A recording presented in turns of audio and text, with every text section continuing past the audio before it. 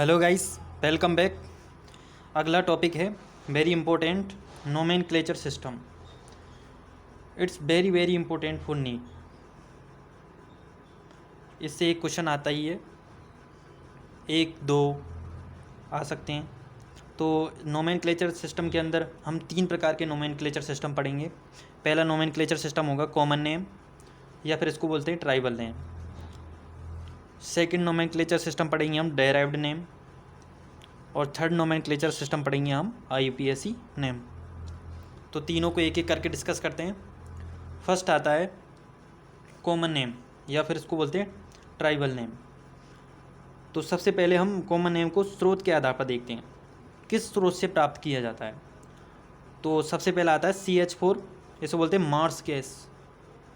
Marsh gas इसको इसलिए बोला जाता है क्योंकि ये दलदली क्षेत्रों में पाया जाता है, मार्सी प्लेस में पाया जाता है, दलदल क्षेत्र में पाया जाता है, इसलिए इसको मार्स गैस बोला जाता है। इसको एक और बोलते हैं फायर डैम्प, क्योंकि ये वायुमंडलीय O2 के साथ रिएक्शन करने के पर विस्फोट देती है, इसलिए इसको फायर डैम्प भी बोला जाता है। अगला आता है CH3OH मेथेनॉल, इसको बोर्ड स्पिरिट भी बोला जाता है क्योंकि ये लकड़ी से प्राप्त किया जाता है। अगला आता है फॉर्मिक एसिड, इसे फॉर्मिक एसिड बोला जाता है HCOH को, ये रेड एंट या हनी बी से प्राप्त किया जाता है। अगला आता है acetic acid CH3COOH, acetic acid बोला जाता है इसे, ये विनेगर या फिर सिरका से प्राप्त किया जाता है। अगला आता है CH3CH2COOH, इसको बोलते हैं प्रोपियोनिक एसिड। प्रोपियोनिक एसिड ये फैट से प्राप्त किया जाता है, प्रोपियोनिक एसिड।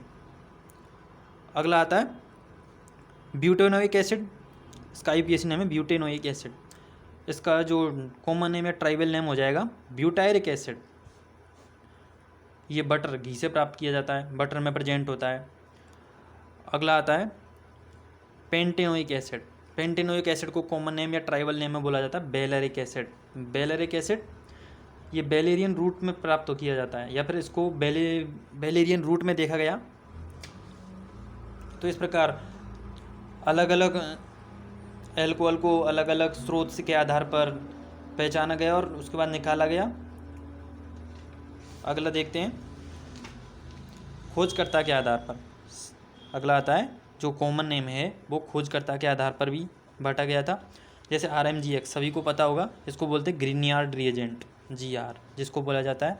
एक और है RZNR, इसको बोलते हैं फ्रैंकलिन रिएजेंट। तो खोजकर्ता के नाम के आधार पर इसे ग्रीनयार्ड ने खोजा था, इसलिए इसको ग्रीनयार्ड रिएजेंट कहा जाता है। इसको फ्रैंकलिन ने खोजा था, इसलिए इसको फ्रैंकलिन रिएजेंट कहा जाता है। आगे हम पढ़ेंगे इनके बारे में। तीसरा आता है गुणों के आधार पर। ओके, गुणों के आधार पर एल्केन को बोला जाता है पैराफिन, जिसकी कम क्रियाशीलता होती है। जैसे पैरा मतलब होता है कम, और होता है एफिन, अफिन मतलब होता है क्रियाशीलता, तो इसको बोलते हैं कम क्रियाशीलता होती है इसकी, उनको कहा जाता है एल्केन।